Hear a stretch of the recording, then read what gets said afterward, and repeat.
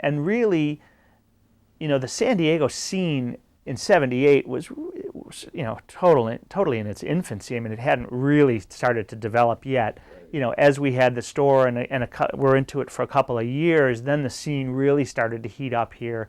That's when clubs like the Zebra Club and the Skeleton Club and the Lions Club started coming in, like, early '80s. The first couple of years of the store, that scene really hadn't developed yet. So it was kind of before Marc got into that stuff. It was before he really started doing his artwork for the flyers and the album covers. There wasn't very many people that really knew who Marc was. And I met him actually by bumping into him, supposedly, because all I remember is he grabbed me in the pit and he says, "Hey man, you got some spunk." When was this? This was, I would say, summer, actually, probably fall of '78. I mean, I was just 16 years old, a little punk in high school. We just played a show at the Skeleton Club with the Plimsolls, so we were kind of hyped and kind of having a good time. They asked us back like the next week, and we were unloading, and there was this little asshole running around.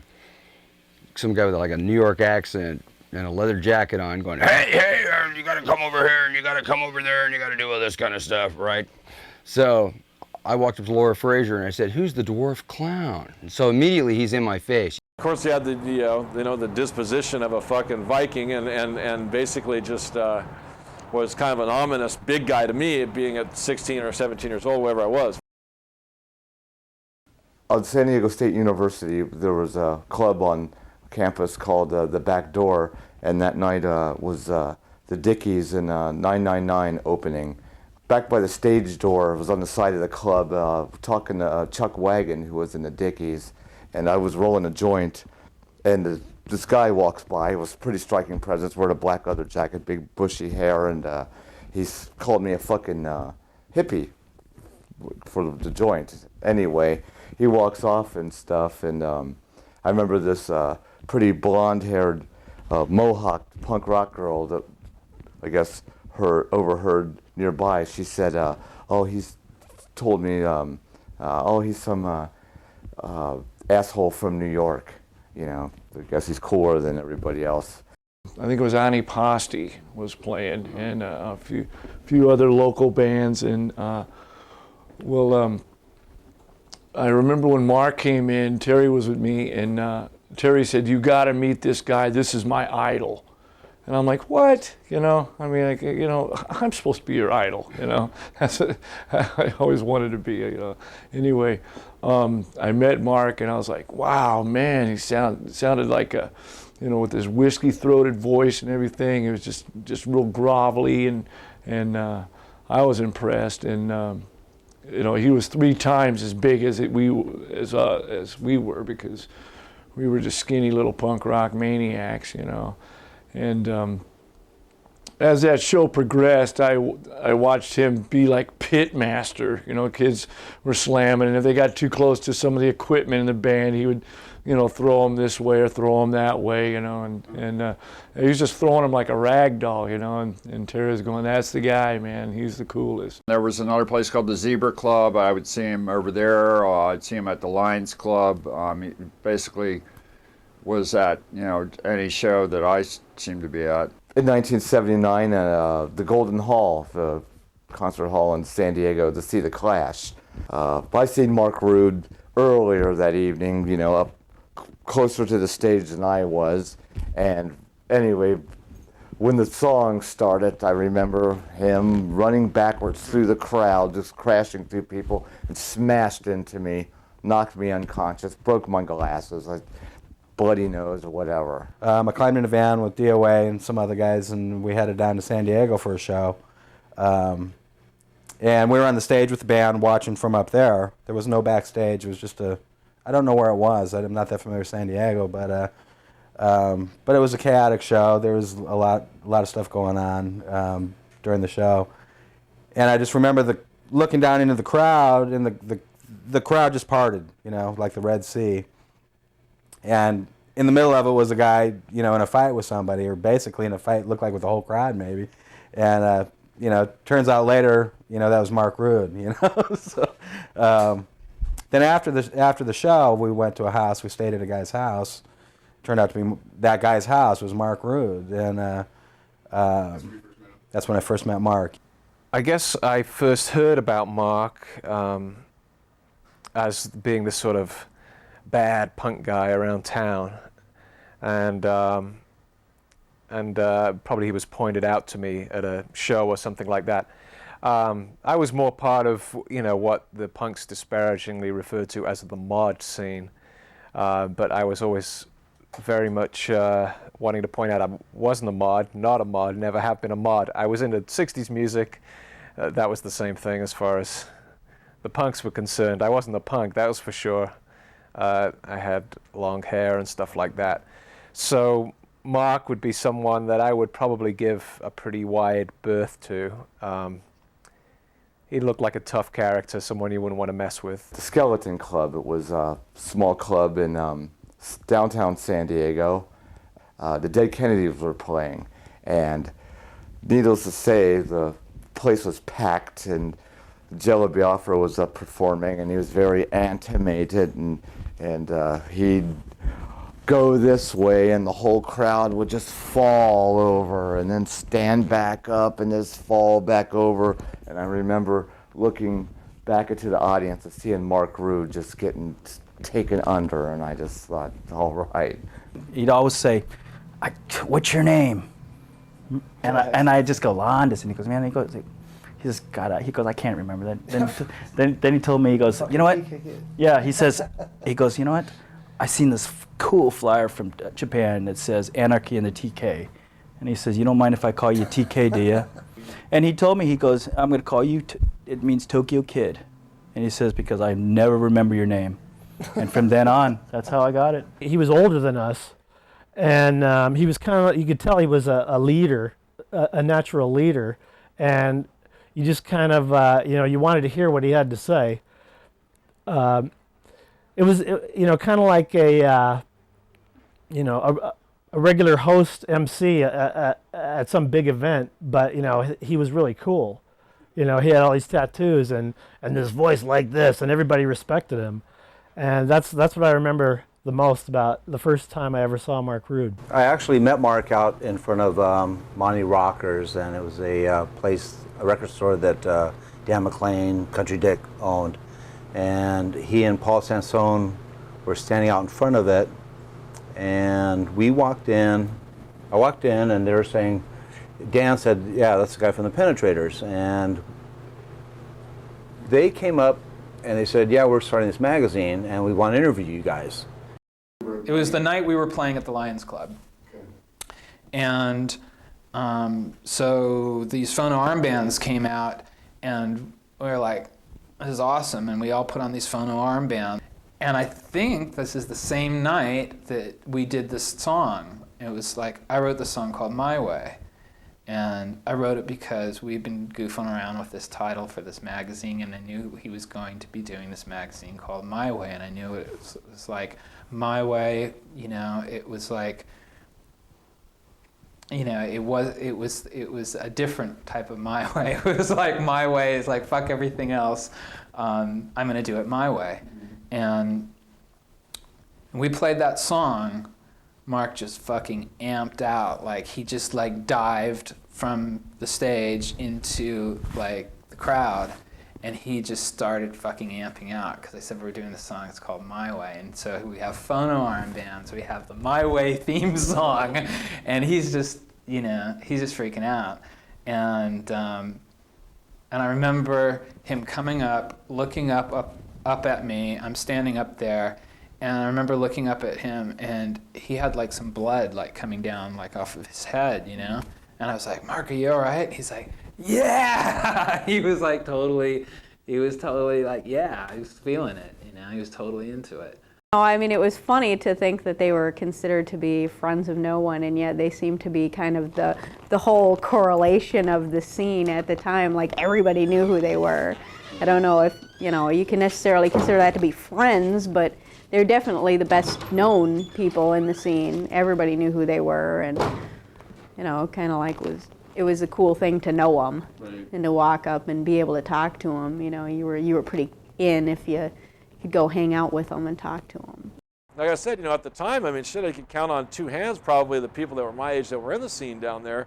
And it seemed like him and the older guys, if they saw that you were committed and they saw that you were going to any lengths to get down to shows, to be a part of the scene, they respected that. And they tended to, if they saw you were the real deal, then and that you were into the music and they knew the risk you were taking leaving the house looking the way you looked. I mean, back in those days, you were taking a risk. You didn't just walk out of the house with your little, Instapunker patches and all this stuff and jump on your skateboard and skate on down to 7-Eleven and get a fucking Slurpee. When you left the house back in them days, those people knew the risk you were taking, especially leaving where I left. I mean, I was a target. Then it was dangerous to walk around looking like that. I mean, you got beat up by the cops, you got beat up by other people. You got harassed. It was more just a camaraderie thing more than a judging person thing. It was like, who's going to back us up? If a gang of Mexicans shows up here tonight and wants to kill us all, who's on our side and who's going to run? He wanted punk rock to be punk rock, but yet he didn't want people to think we were just a bunch of violent hoodlums that, wanted to go beat up everybody. Because we got beat up enough as it was, or harassed by people, and he didn't want to do the same thing on our part, to people. There was some people that would come to shows, some of the beach crew guys would come, and they came with an attitude. Is that Orange County? No, Mission Beach and Mike Woods and all them. I mean, when they first came to shows, they were there and they thought, the pit's where you go in and you beat up people, and it wasn't really like that. It was like we all knew each other. You'd shove each other around, but if somebody fell to the ground, you picked them up and, you got them up off the ground. Nobody wants to be trampled. And they were, they didn't understand.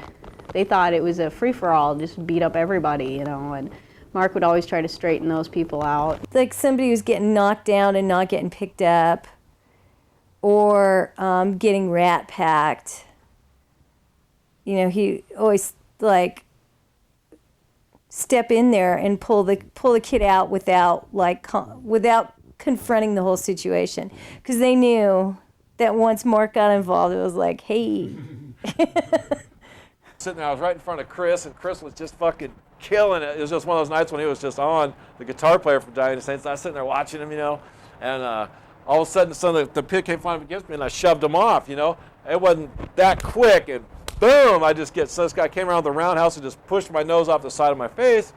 And I was standing there and I started walking out kind of crooked, and Mark comes up to me and says, "What happened to your nose?" And I said, I got hit.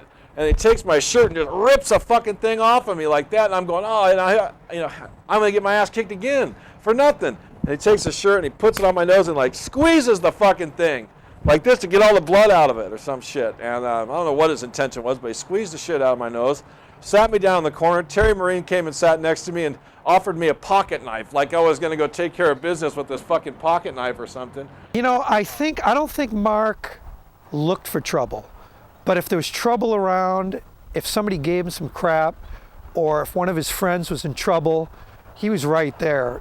He would help. Maybe some people can misconstrue that as causing the trouble, but he wasn't that. He didn't go out and look for trouble, not to my knowledge. But he never backed down from when somebody wanted to start some crap. He was right on top of them. He wasn't scared of anything. Mark was a fighter. Yeah, Mark was definitely a fighter. But as far, I never saw personally Mark hit someone for no reason. I mean, the reason may have been stupid to me, or maybe to someone else that witnessed it. But to Mark, it was important. Almost everything in Mark's life was important to him. He was always a man there, ready to help, no matter what he could do. I'd seen him give money to people on so many occasions and help people out, and always trying to stop fights before they started. And for all the times that people say he was such a badass and he beat up people, I tell you, there was always a good reason that he did it. Either he was beating them up because they were beating up somebody that he knew, or that's all I remember from the fights of Mr. Badass Mark Rude, was that he was always usually protecting somebody else. and we were just sitting there talking about, you know, bands that were going to come, that he was trying to get to come into town, and he was real, like, kind of just humbling right there in the moment with me. And then on other times, he'd see me and just kind of shove me out of the way and just go do what he had to do, you know what I mean? So for me, I never was that intimidated by him, because you know, shit, if you're in the punk scene back then, didn't get your ass kicked once or twice, you weren't really in it, you know what I mean? So I was right there with it, and it was just another guy. But like I said, a real vital part of the scene, and was always, at least to me, he was real cool to me. And I was nobody worthy of respect back then. I was just a little shithead kid with a bad haircut.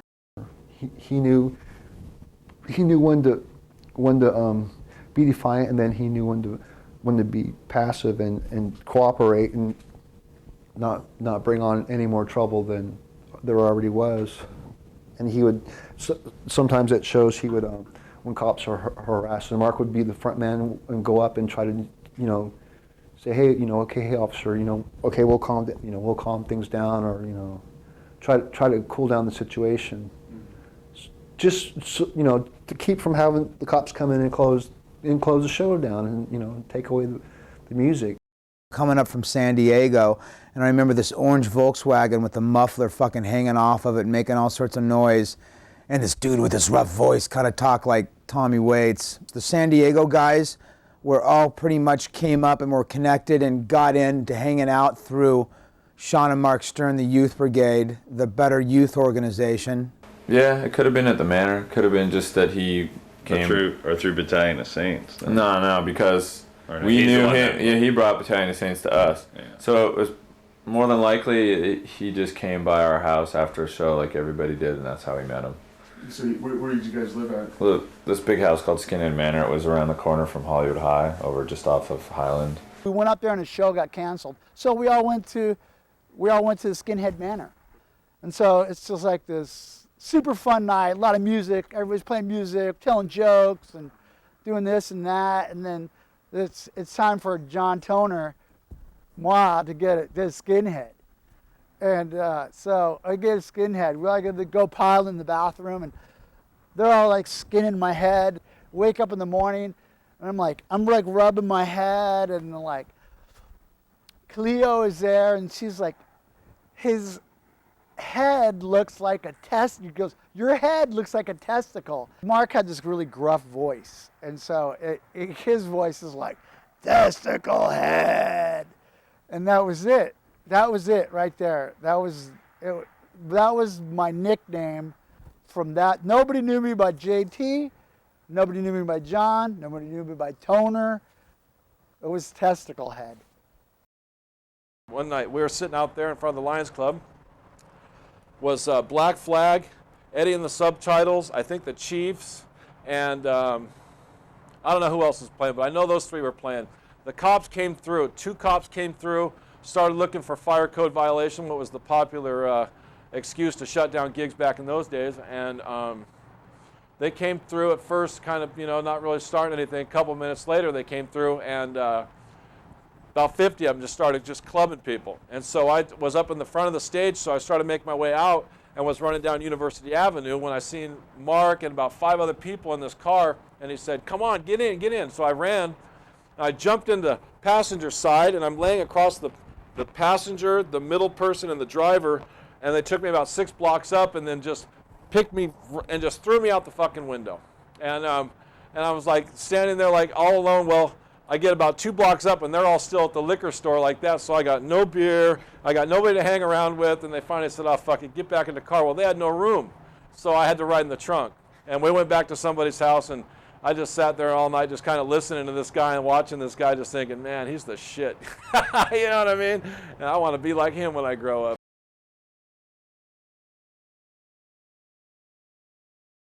That was the time, remember, I hurt my foot. Actually, my ankle.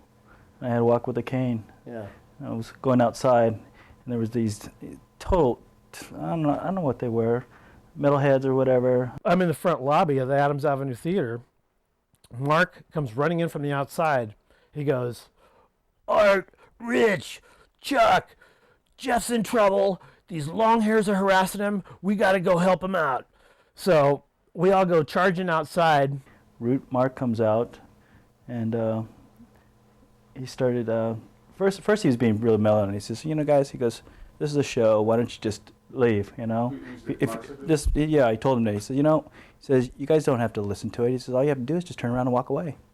But then they started making some remarks to him or whatever, right. And he went back in, but I was still outside, and then one of them started, I guess, wanted to fight me.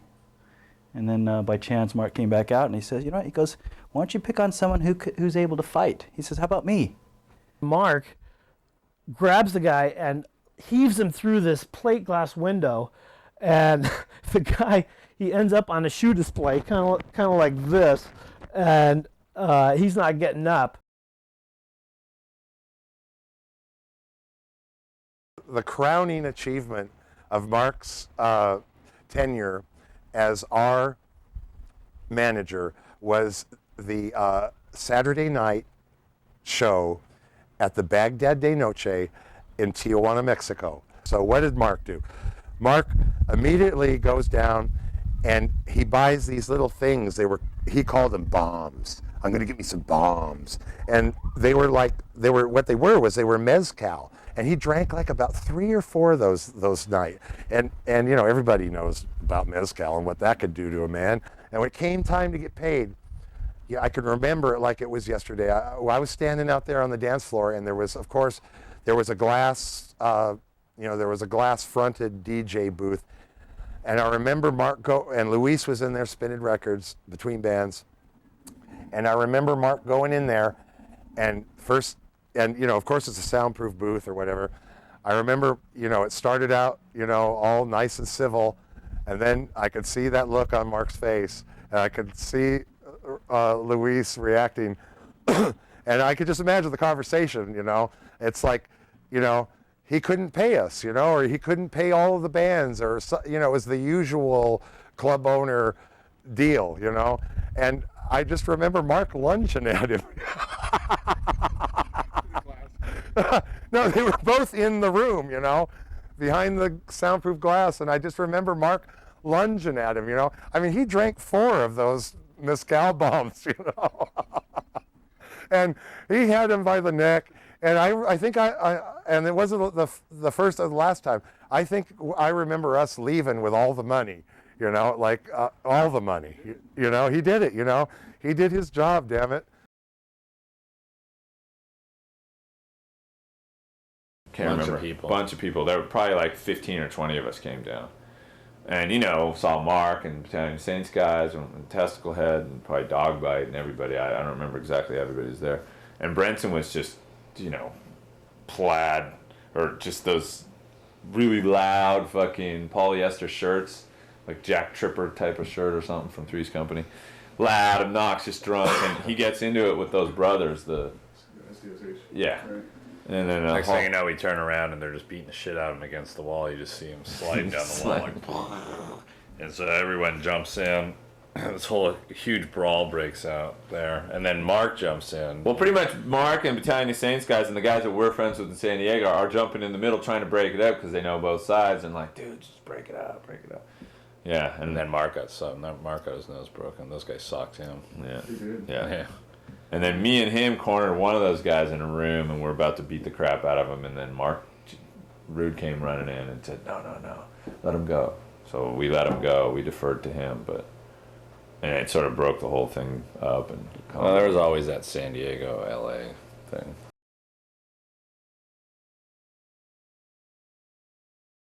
He had a big thing with like out-of-town bands that he always wanted to help them out. He figured they'd been on tour a long time, they hadn't had a good meal in a long time, and he always really wanted to make dinner for them, and him and Cleo would have them over for dinner, and he made spaghetti for the Misfits, which, they were really happy about. They hadn't had a really good home-cooked meal in a long time. I think it might have been actually the first time we were down there. Marc had us stay at his house. And we were all sleeping on the floor. His girlfriend at the time was named Cleo. I remember that she was always looking out for us. And we went down to the hall. We did our sound check. We came back. We got ready. We went to the gig. A Misfits show here in San Diego at the Lions Club. When Marc got into a fist fight in the alley with one of the actually he was in the Battalion of Saints at the time. The bass player Dennis over a girl, and lo and behold, the police come rolling down the alley right in the middle of this thing, and they end up getting arrested. And as Mark is being put in the police car, he goes, "Hey, Rich, here's my keys. Take the misfits to my house." So I was like, "You got it, buddy." The police were taking him? Yeah. Oh, that's And so, he did like a Harry Houdini and pulled his keys out and heaved them towards me. A buddy of his comes up to us and says, "Hey, listen, I'll be bringing you back to Mark's house." Mark wound up getting arrested. So we didn't actually get to see him dragged out in cuffs, but that night we went back to his place without him. And I think we blew out early the next morning, so I think he got out that afternoon and he had called us and said, "Hey, really sorry, that I got carried away. I should have been there for you guys." And we were like, "Well, listen, no problem. The gig went well. Thanks for letting us use your house."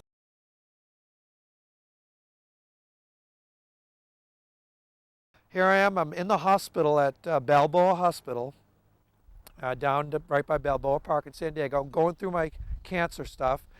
I've had my leg amputated. No, actually, this is before it was amputated.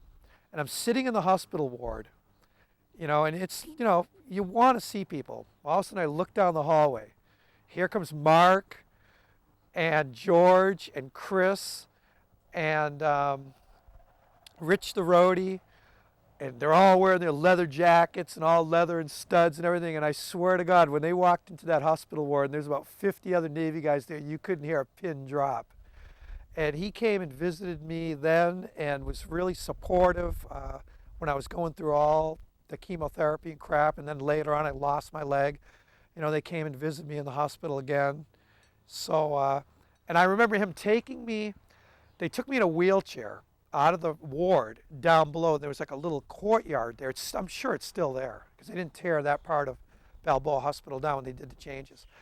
And it was like 9 o'clock, and that was curfew. And I remember the nurse coming down and says, "You're going to have to bring Mr. Cunningham back to the ward."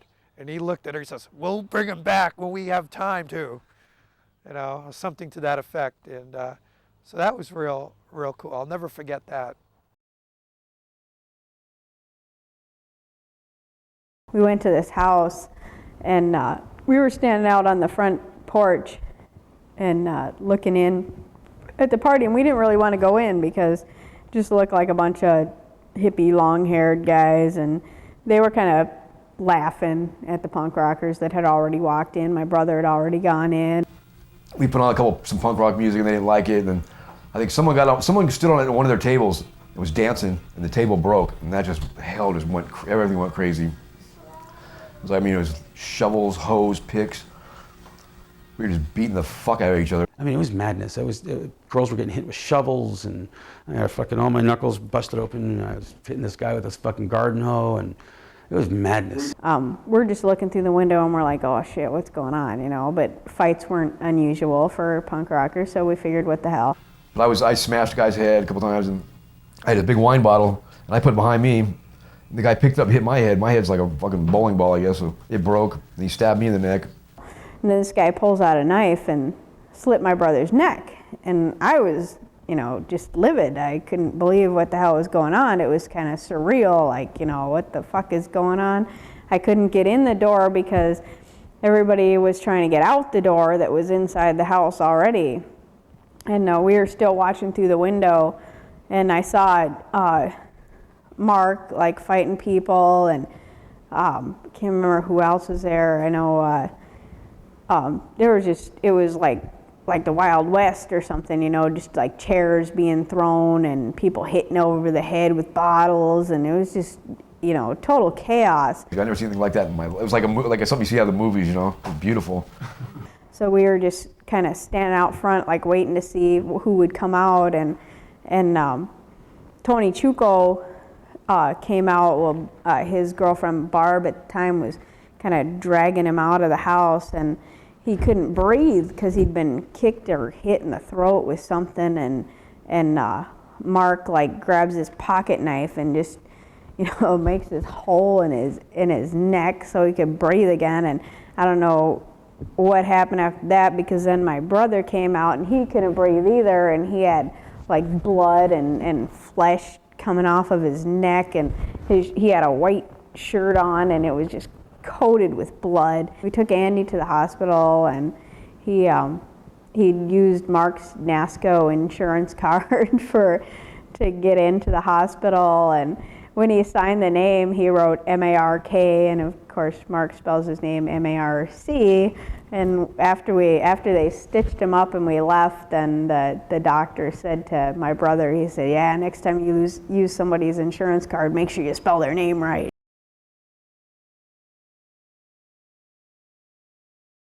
So they were kind of like the elder statesmen of the punk scene, and I think they both saw themselves as kind of figureheads of this. They each had their little clique of people, you know. The guy I was interviewing, he, you know, had like this sort of following of people that followed him around. He would go into a room and he would take over the room, the conversation. And Mark was very much the same way. He had his guys that would follow him around. There was a little competition for seniority, for bragging rights on the king of the hardcore people. I sussed that this might be a good time to switch the tape recorder on. I sensed something might be about to happen. And what ended up happening was what turned into sort of this moral debate, which centered around 2 eggs. The guy I was interviewing, I think he saw me turn the tape recorder on, and he almost sort of engineered. He almost engineered this conversation to happen. You know, he said, "I've got a confession to make. I stole 2 eggs out of your refrigerator the other night at your party. There was a party previously. This was a weeknight. The party was the weekend before. I stole 2 eggs from you, but I'm sorry." And Mark took the bait, as I knew that the other guy knew that he would. And he chose to use the instance of this person stealing his 2 eggs as a way to prove his, to take the moral high ground, I think, you know. And he proceeded to make, the 2 eggs became like a modern day parable for the mistreatment of Mark Rude by the world, and how the guy I was interviewing was just basically a no-good leech who would take, you know, the last morsel of bread from a dying man. The eggs were, you know, it was just 2 eggs, Mark. No, those weren't 2 eggs. You stole from me. It was, that was 1 egg for me and 1 egg for Terry. That was my breakfast that you took from me. You know, that makes you a total asshole. Which on one level, I suppose it does, you know.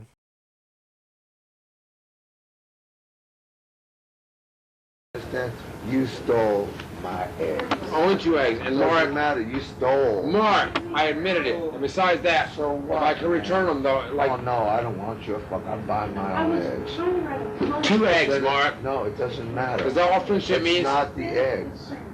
it's the. You see, let's take that statement and analyze it. You stole. That's where it starts. Me and Chuck are trying to get over. Wait, shut up, man. Me and Chuck are trying to get over in this life too. Now that was 1 egg for him, 1 egg for me. You stole our fucking breakfast, man. You understand? You took. See, this is what I'm trying to say about people. Now we're all in the same motherfucking boat trying to get over. Steal eggs from some rich asshole. Don't steal it from people trying to get over. Mark, I feel bad about it. Do you? Yeah, I really do. Yeah? I do. Then you know what? Give me a knife. I want 2 of your fingers.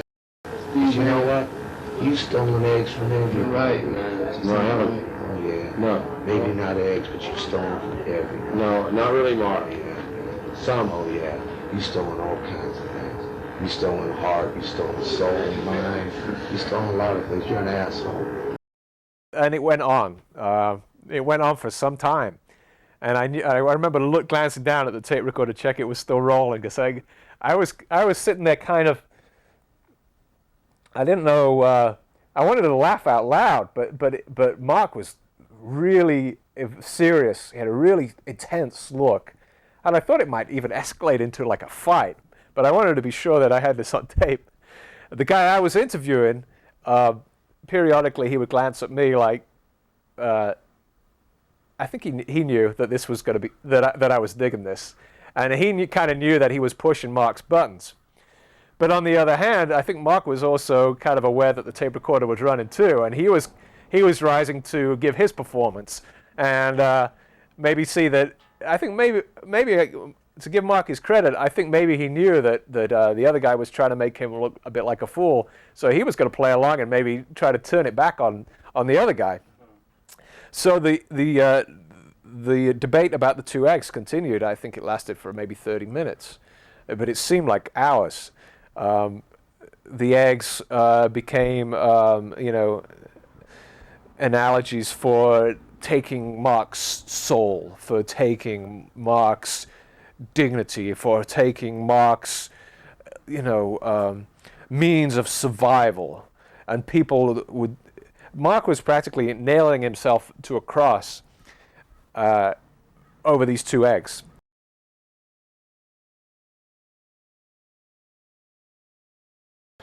But this one particular club was called International Blend, and then it changed to Kings Road. It was the same location down on 30th.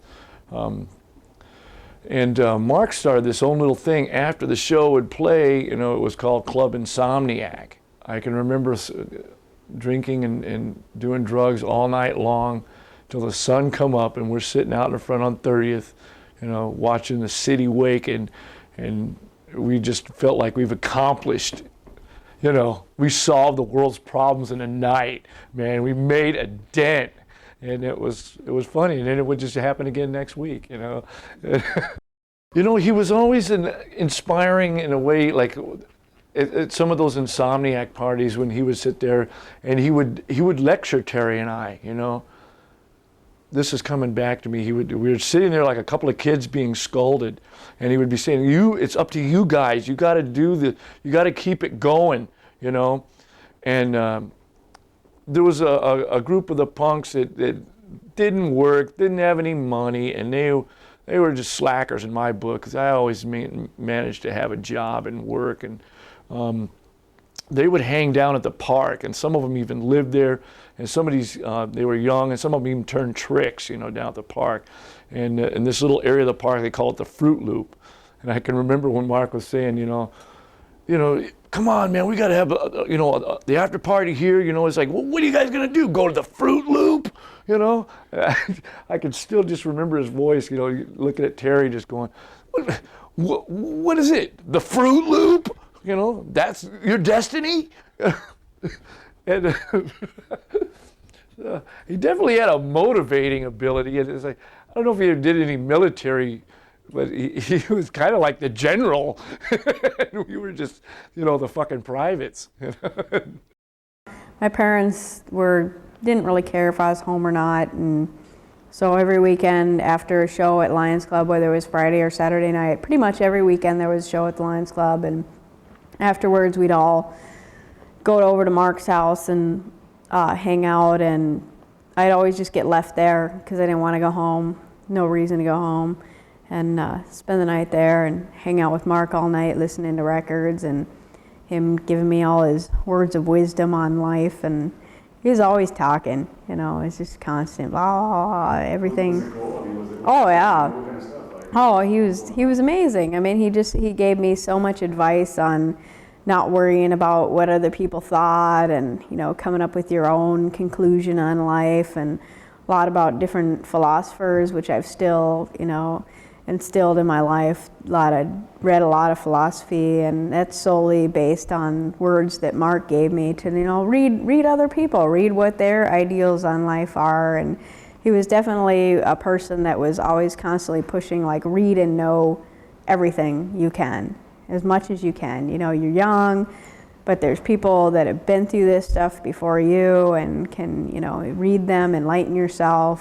And what he said made so much sense about unity and collective thinking, group power, things like that. And that when you have that sort of system working, you really don't need to go around and kick a bunch of asses. It's established. And that sort of played in to the way that I was raised as well, because I wasn't an ass kicker. I didn't enjoy it, and I got my ass kicked several times. But that's a totally different space than when I was with him. That we just traveled as this unit. And when you were with him, you felt safe, you felt this collective thought moving forward within a show without actually sort of being like a gang. It's this sort of life-changing experience at that time. Was it? Yeah, it really was. Why? Why would that? Well, you know, after hearing what Mark had to say all night, because he did like to talk a lot if you were willing to listen, and sometimes if you weren't willing to listen, he'd still talk to you. And you know, you internalize that. You're young and you're impressionable, and I heard the right things that made sense to me. So, you know, I still digest some of those things today. He was very honest about things that he felt and the way he, you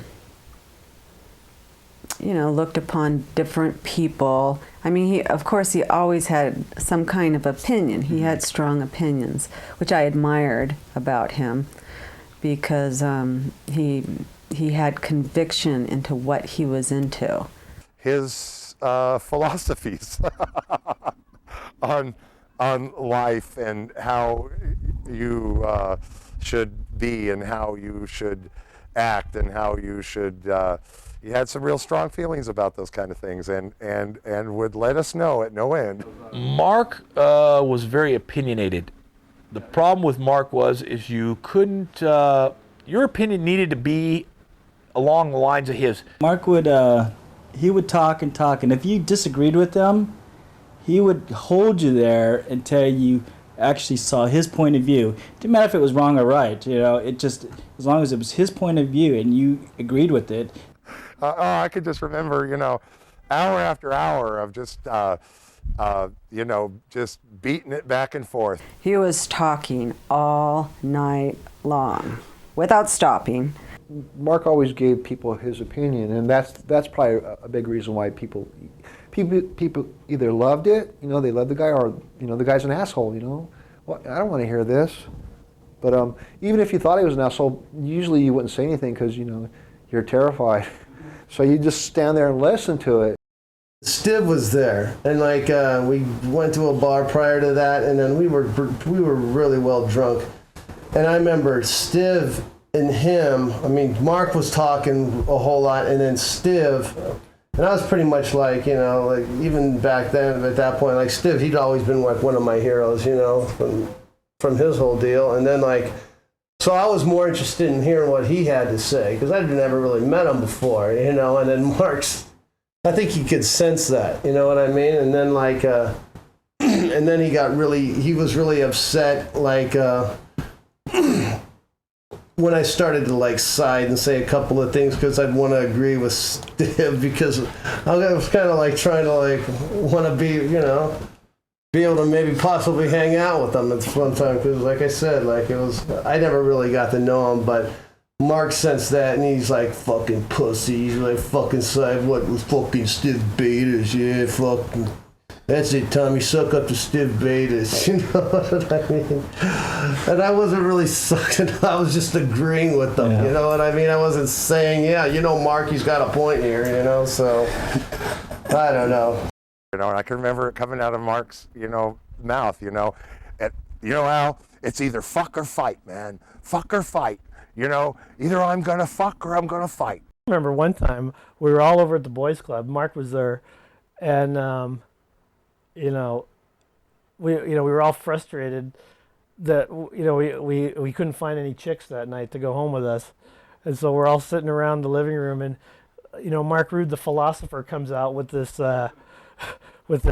You know, there's probably 8 girls all sitting around with their hands on their crotches, frustrated that they can't find 8 guys. And yeah, we're like, thanks, Mark, that helped a lot.